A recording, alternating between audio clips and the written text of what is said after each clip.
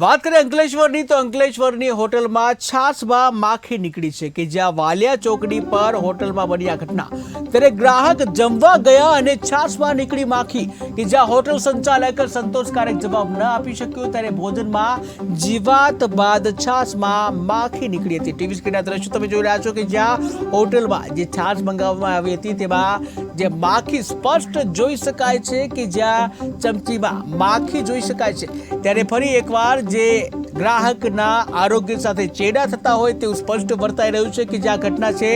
અંકલેશ્વરની હોટલની કે જ્યાં અંકલેશ્વરની હોટલમાં છાશમાં માખી જોવા મળી છે ત્યારે વાલિયા ચોકડી પરની જે હોટલ છે ત્યાંની આ ઘટના છે। ગ્રાહક જમવા ગયા હતા અને જ્યારે છાશ જોઈ ત્યારે છાશમાંથી માખી નીકળી હતી ત્યારે આ અંગે હોટલ સંચાલકને પૂછપરછ કરતા હોટલ સંચાલકે સ્પષ્ટ જવાબ ન આપ્યો, સંતોષકારક જવાબ ન આપ્યો અને જ્યાં ભોજનમાં જીવાત બાદ છાશમાં માખી નીકળી હતી ત્યારે ક્યારે ગ્રાહકોના જે કહી શકાય ગ્રાહકોના આરોગ્ય સાથેના આ પ્રકારના ચેડા ક્યારે બંધ થશે તે પણ એક મોટો પ્રશ્ન। ત્યારે હાલ તો અંકલેશ્વર પરની જે હોટલ છે ત્યાંની આ ઘટના છે કે જેમાં છાશમાં માખી નીકળવાની આ ઘટના બની છે જેના પરથી સ્પષ્ટ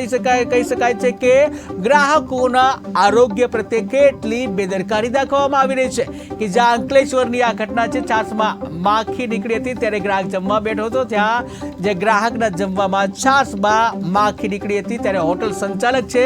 હોટલ સંચાલકે જે સંતોષકારક જવાબ ના આપ્યો હતો ત્યારે વહેલામાં વહેલી તકે આ પ્રકારની ઘટનાઓ અટકે તેવી લોકમુખે ચર્ચા રહી છે।